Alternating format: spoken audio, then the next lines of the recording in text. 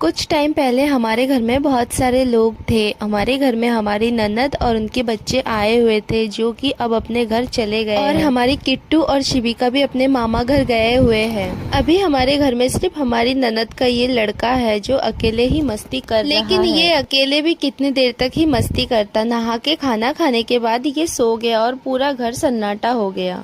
सो के उठने के बाद शाम को मैंने बाहर नजर घुमा के देखा, कोई नहीं था, बस मेरी दादी यहाँ पे चुपचाप बैठी हुई थी। कुछ भी अच्छा नहीं लग रहा है। मैं भी ऐसे चुपचाप बैठी और मेरे साइड में लक्षु आके भी चुपचाप बैठा है। फिर रिया के बोलने लगी चलो भाभी बाजार से घूम के आते हैं। क्योंकि रिया को बाजार से मेडिसिन लेनी थी और रिया ने बोला कि तुम लोग भी मेरे साथ घूम के आना। तो हम यहाँ पे फटाफट से मुँह धोकर तैयार हुए। पहले तो लक्षु सिर्फ मुँह धो के जाने के लिए बैठा था, फिर उसने जैसे हम दोनों को तैयार होते हुए देख लिया, वो भी फटाफट से कपड़े चेंज करके तैयार होके आ गया। और अब शाम भी हो चुकी है और हम भी तैयार होके थोड़ा बाजार को टहलने जा रहे हैं। फिर हम तीनों मस्ती करते हुए चॉकलेट खाते हुए यहाँ पे जा रहे हैं बाजार की तरफ। और ये है हमारे यहाँ का सुंदर सा नदी और सुंदर सा जंगल जो बहुत ही ज्यादा खूबसूरत है। और सामने चुनाव आ रहा है तो आपको मेरी वीडियो में अक्सर दिखाई देगा कि हमारे इधर के रास्ते अक्सर सुधारे जा रहे हैं और हम अक्सर इसी दुकान में फास्ट फूड खाने आते हैं। पर आज हमारी बदकिस्मती से ये दुकान बंद है। हम एक दूसरे फास्ट फूड की दुकान में चले गए और हमने सबसे पहले यहाँ पे पेप्सी से अपनी प्यास बुझाई। फिर हमने यहाँ पे ऑर्डर किया मोमोज, एग चाउमीन और चिकन राइस।